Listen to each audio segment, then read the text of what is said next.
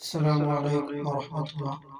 الحمد لله رب العالمين، والصلاة والسلام على أشرف المرسلين وعلى آله وصحبه وسلم.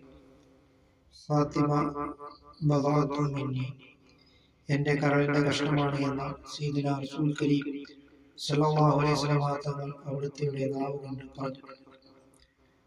ജീവിതത്തിൽ സൂക്ഷ്മത പുലർത്തിയ ഒരു മഹതിയായി സൗജത്തു അലി റളിയല്ലാഹു തആല അൻഹുവിന്റെ ഭാര്യയായിരുന്നു ഫാത്തിമ റളിയല്ലാഹു തആല അൻഹ.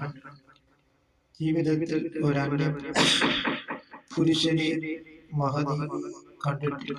അങ്ങനത്തെ സൂക്ഷ്മത പുലർത്തിയ ഒരു മഹതിയായി.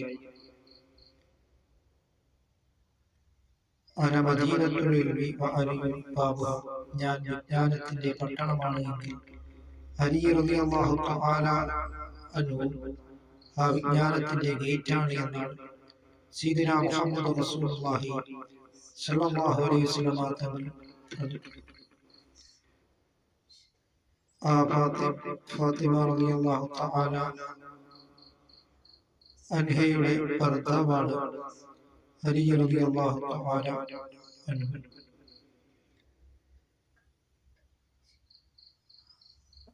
അത് നാം മനസ്സിലാക്കിക്കൊണ്ട് അവർ ലളിതമായിട്ടുള്ള ജീവിതമായിരുന്നു നയിച്ചത്. അതിനാൽ നാമും ഈ ലളിതമായ ജീവിതം നാം നയിക്കുവാൻ നാം ശ്രമിക്കും. അല്ലാഹു തആല നമുക്ക് നാഫിയായ ഇൽമിനെ അല്ലാഹു തആല പ്രദാനം ചെയ്യുമാറാകട്ടെ.